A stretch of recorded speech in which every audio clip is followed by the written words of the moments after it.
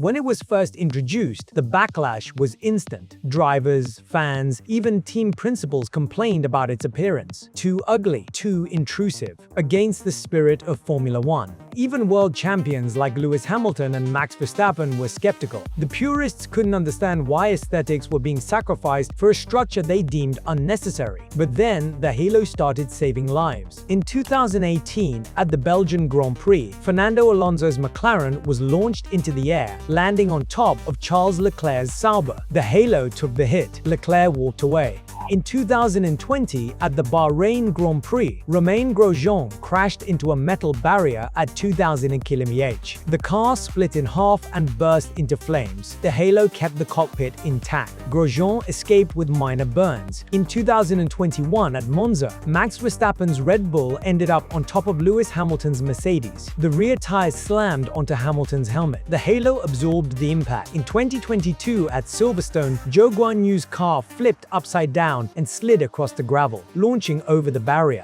The halo kept him alive. The same device that was once ridiculed as ugly had now become Formula 1's most successful innovation since seatbelts. Today, the halo is standard not only in F1, but across Formula 2, Formula 3, Formula E, and even IndyCar and Super Formula. It's a global symbol of safety and progress. The halo wasn't the only reform. In the years following Bianchi's crash, the FIA introduced advanced roll hoops to protect drivers in the event of a flip, especially after incidents like Zhou's in 2022. Stronger crash structures were developed, including energy-absorbing noses and side pods to reduce the G-force of impacts. Survival cells, essentially carbon fiber bathtubs, were enhanced to protect the driver's core body in a crash. Better helmets and hands devices became mandatory, minimizing whiplash during crashes. On-track medical facilities were upgraded, ensuring that every track must now include fully equipped trauma centers and helicopters on standby. Safety had become more than a checkbox. It had become a fundamental philosophy. But change in Formula 1 has always come at a cost. For every safety regulation we praise today, there's a name behind it. A life lost, family broken, a memory that refuses to fade.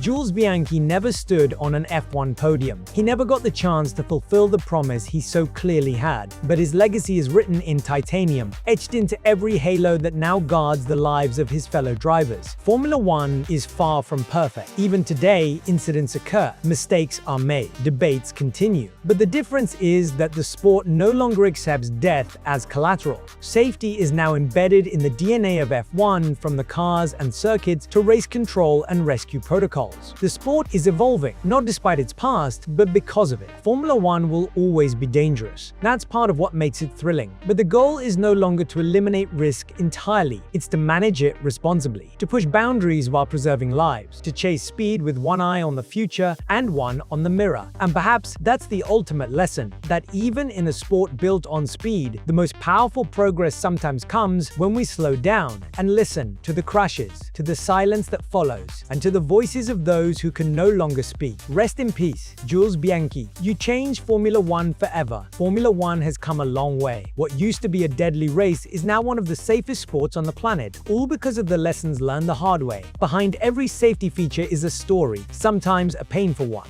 Jules Bianchi's crash wasn't just another accident, it changed the sport forever. Today, thanks to things like the halo and virtual safety car, drivers walk away from crashes that would have once been fatal. So, if this story moved you, if you now see the hidden cost behind every checkered flag, then do your part. Like the video, share the story, and subscribe to the channel, because some legacies deserve more than just a memory. They deserve to be heard, remembered, and passed on.